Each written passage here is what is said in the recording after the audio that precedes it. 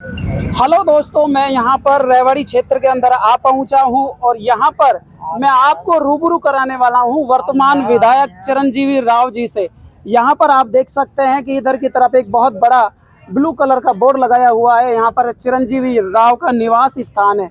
यहाँ पर देखें तो बड़े बड़े होर्डिंग लग रहे हैं और होर्डिंग के साथ ही और यहाँ पर आप देख सकते हैं इस जगह पर इन्होंने कार्यालय बना रखा है। लेकिन हम बात करें यहाँ पर जो जज्बा जुनून की हम बात करें, यहाँ पर लोगों में इतना ज़बरदस्त उत्साह है कि अब की बार लोगों का कहना ये है कि भाई सीएम के दावेदार होने वाले। यहाँ पर कार्यकर्ता और काफ़ी मौजूद है, हम उनसे भी यहाँ पर जानना चाहेंगे कि क्या कुछ उनके मन में अब की बार क्या तस्वीरें चल रही है, क्या कुछ मन में इस चुनाव के अंदर क्या मुद्दे रहने वाले हैं। मैन मुद्दे हमारे बहुत हैं जी इस इलाके के अंदर। चाहे पिछले 10 सालों में जो रोज़गार हमारे युवाओं को नहीं मिला, आज बेरोज़गारी एक बहुत बड़ी समस्या है, महंगाई एक बहुत बड़ी समस्या है। आप देख रहे हैं जिस तरह से हमारे शहर के आज हालात है, आप भी अगर गए होंगे, टूटी सड़कें हैं, बेसहारा पशु पूरे शहर के अंदर है, सीवरेज ओवरफ्लो की समस्या है, जो बॉयज़ कॉलेज इस इलाके के अंदर नहीं बन पाया, जो हमारा बस स्टैंड है रेवाड़ी का वो उसका काम नहीं शुरू हो पाया, धारड़ा का बस स्टैंड है, आपके जो भिवाड़ी से गंदा पानी आता है, बहुत समस्याएं इस इलाके के अंदर जो हमें लगता है आने वाले समय में हम करेंगे। खुल्ला में खुल्ला एक तरफा जीत है चिरंजीवी की। कैसे कह सकते हैं आप? हम कह रहे पब्लिक का जोश है, कहीं घूम के देख लो, अपनी वाड़ी में सर्वे करके देख लो। अच्छा, हम बात करें यहाँ पर रेवाड़ी के मेन मुद्दों की, तो यहाँ के मेन मुद्दे कौन से हैं? मुद्दे गाय है, हमारा गाय घूम रही है, सड़कें टूटी पड़ी है, पानी की समस्या है। कहीं ऐसा तो नहीं है बाबूजी अपन टिकट के वक्त पे तो ऐसा कहते कि हम ये भी कर देंगे और ये भी कर देंगे और बाद में कुछ नहीं हो? यार हमने सब कुछ किया, पहले किया है, अब कर देंगे जो बच्चा कुछ है। सारा कांग्रेस का किया हुआ काम है और किसका किया हुआ है? इन्होंने किया ही नहीं। 10 साल में कुछ किया है? कुछ आप बताए हुए हो तो? नहीं, कुछ नहीं किया। 10 साल में रिवाड़ी का भट्टा गोड़ कर दिया। कुछ किस तरह से भट्टा गोड़ मानते हैं आप? जो काम थे वहीं के भी छोड़ रखे इन्होंने। जैसे रोड का है, अस्पताल का है, कॉलेज का है, बिल्डिंग में नहीं मिली कॉलेज का, आज तक कॉलेज बना है वो बिल्डिंग में नहीं मिली आज तक। प्रॉपर्टी आईडी वो सारे परेशान कर रखे लोगों को। ये मुद्दे हैं आपके मैन। यहाँ पर भाई साहब और हैं, इनसे भी हम जानने की कोशिश करेंगे। यहाँ पर हुक्कों का आनंद ले रहे हैं, चायों का आनंद ले रहे हैं। बाबू जी क्या नाम है अपना? जगदीश कुमार जी। कौन से गांव से? थोड़ा सा गांव रामगढ़ भगवानपुर। क्या कुछ स्थिति लगती है अब की बार लोग ये विधानसभा चुनाव की? इस बार तो कांग्रेस की हवा है जबरदस्त। कारण बीजेपी ने पिछले 10 साल में कुछ भी काम नहीं किया, सिर्फ जुमले दिए और कुछ नहीं। आप जुमले वाली सरकार बोल रहे हैं बीजेपी को, लेकिन आप तो ये बता दीजिए कि कांग्रेस सरकार आपको किस तरह से अच्छी लगती है? पीछे हमारे यहाँ रेवाड़ी में कप्तान साहब मंत्री रहे लगभग 10 साल तक और उन्होंने बहुत काम कराए। अगर मैं काम गिनाने लगूं तो शायद आज पूरी रात लग जाएगी, इतने काम उन्होंने कराए। कोई गांव ऐसा नहीं, कोई ढाणी ऐसी नहीं, कोई वार्ड ऐसा नहीं जिसमें उन्होंने काम ना कराया और उनका पत्थर उद्घाटन का और शिलान्यास का ना लग रहा हो। आप जाकर देख सकते हो। यानी कि कहने का मतलब आपका ये है कि 10 साल के अंदर कोई काम नहीं हुआ? इस 10 साल में कोई काम नहीं हुआ। पिछले जो कांग्रेस की सरकार थी जो बहुत काम हुए और जो काम अधूरे छूटे थे वो आज भी पड़े हुए हैं। जैसे रेवाड़ी का बस स्टैंड पत्थर लगा गए थे हुड्डा साहब चलते वक्त, आज 10 साल हो गए पत्थर लगा हुआ, उसमें एक ईंट नहीं लगी कोई। अच्छा बाबूजी अपना भी नाम जानेंगे? नाम कंवर सिंह हासेड़ा।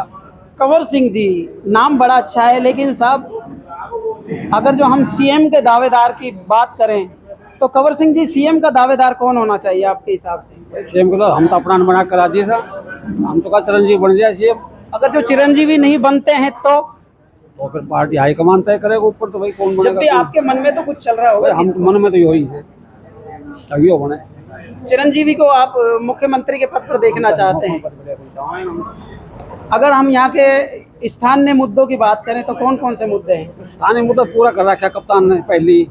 अदमु तो भी पुराना होगा, टूटेगा भी, दोबारा भी बनेगा। काम ही सारा करवा दिया था इन्हें 10 साल में, काम तो बचे ही नहीं थे। और इनने जो करवाना तो एक भी ना करवाया। लगातार आवारा पशुओं की आवाज उठ रही है कि आवारा पशुओं की वजह से रोज एक्सीडेंट होते हैं और यानी कि बहुत बुरा हाल हो रहा है। उनके बारे में उनको इंतजाम करना चाहिए, बीजेपी वाला गाँव का पक्ष तो नहीं इंतजाम करना नहीं, अभी तो इन्हीं का राज था ना, विधायक जी तो यही थे। विधायक जी का पोजिशन को तो पता है, मानना आज नहीं, प्रशासन माने नहीं, म्युनिसिपल कमेटी में चेयरमैन उनकी। बाबूजी कौन सी जगह से हैं अपन? मैं हजारीवास गांव से हूं, जो रेवाड़ी का ही एक वार्ड है, वार्ड नंबर 29, उसका प्रतिनिधित्व करता हूं। जी, क्या कहना चाहेंगे अब की बार ये विधानसभा के चुनाव है जिसमें इसमें चिरंजीव एक तरफ है, बाकी सारे एक तरफ है। मतलब चिरंजीव का मार्जिन 20,000 से प्लस रहेगा जीत का। यानी कि पार्टी को देख रहे हैं या फिर व्यक्तिगत तौर पे देख रहे हैं? नहीं, पार्टी को भी देख रहे हैं। पार्टी बीजेपी पार्टी ने जो इनके नुमाइंदे थे, उनने आम लोगों के सर में इतना दर्द कर दिया है कि हर आदमी उनके दुखी है। चाहे कोई आईडी, परिवार आईडी लगा लो, या ये प्रॉपर्टी आईडी लगा लो, कूड़े का ढेर, सारे सीवर ओवरफ्लो, कोई रोड नहीं बनना। एक भी रोड जो सही कंडीशन में हो, पूरा रोड नहीं है शहर में, सारे रोड टूटे हुए हैं। आप कभी भी चले जाओ, जाम की स्थिति। अभी जो मेरा वार्ड है उसमें आप बड़ी गाड़ी लेकर नहीं जा सकते, ट्रक। एक अंडरपास है, उसमें से ट्रक हट जाता है।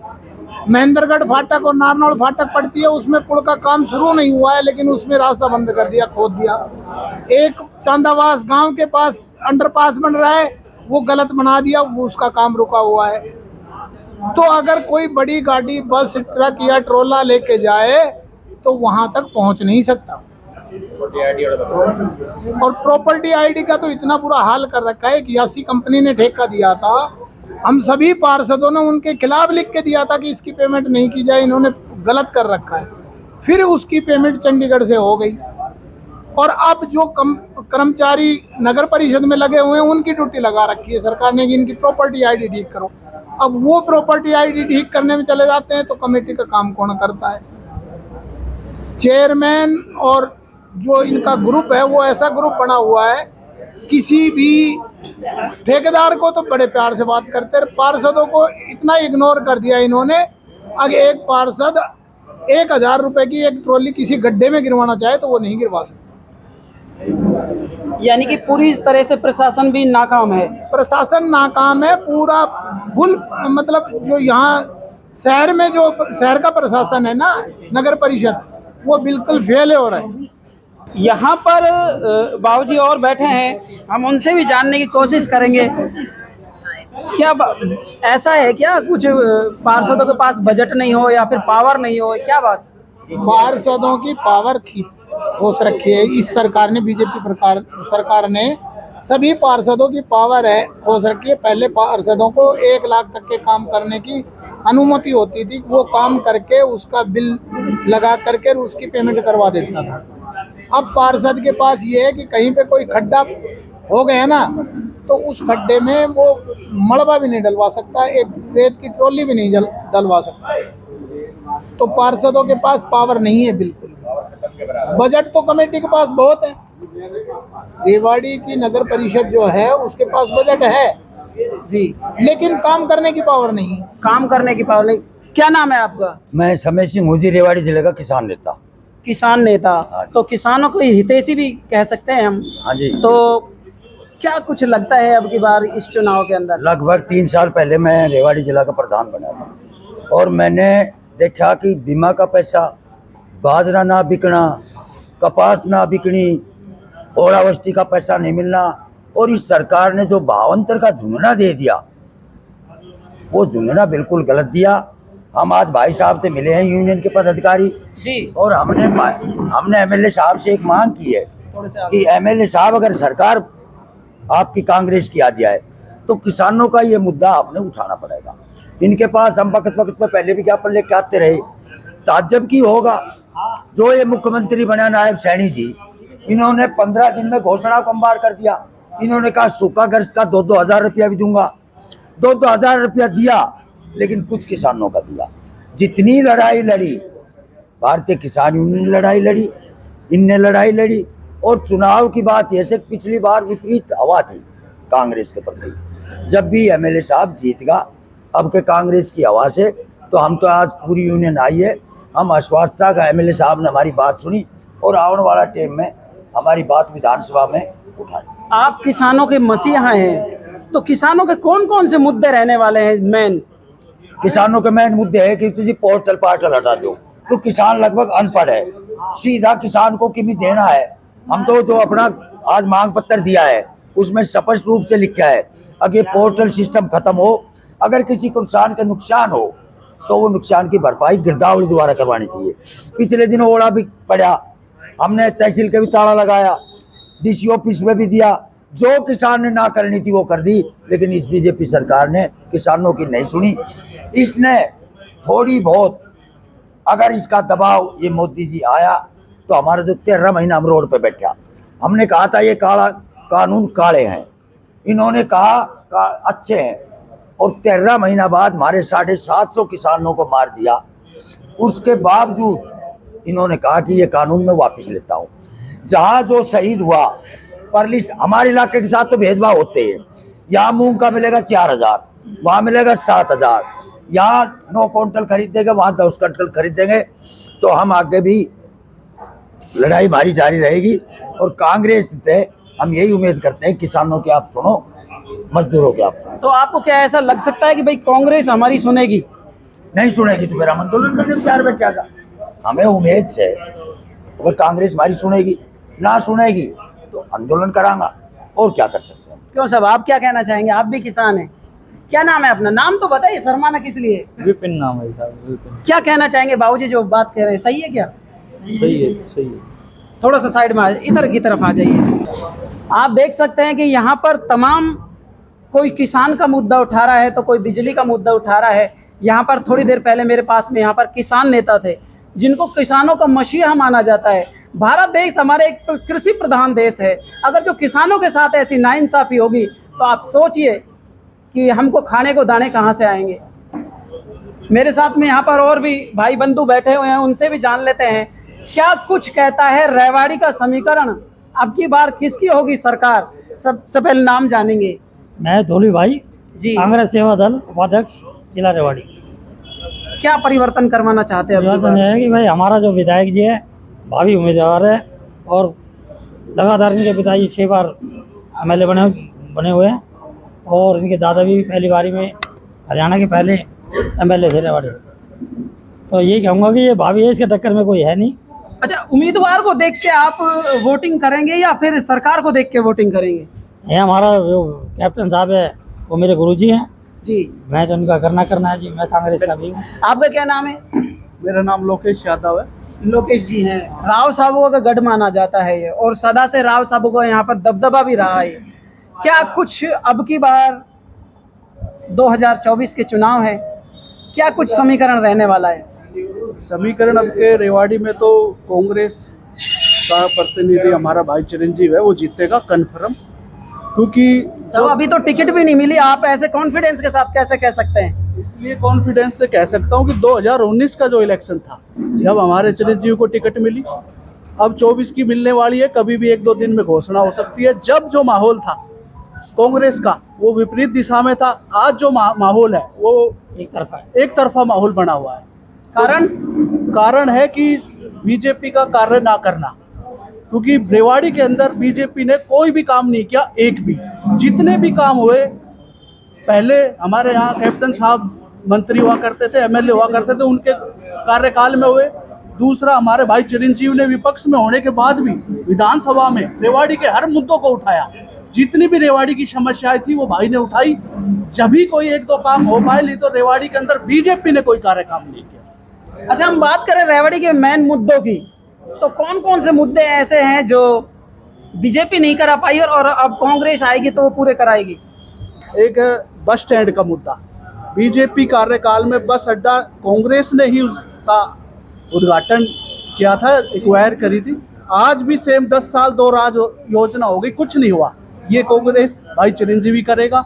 रेवाड़ी की सफाई व्यवस्था, रेवाड़ी के रोडों की हालत, रेवाड़ी के सीवरों की हालत, और भी रेवाड़ी की जो कॉलेज, बॉय कॉलेज की बात है, रेवाड़ी की लड़कियों के कॉलेज की बात है, और भी जितनी भी बड़ी समस्या रेवाड़ी की है वो कोई भी एक भी कार्य बीजेपी नहीं कर पाई।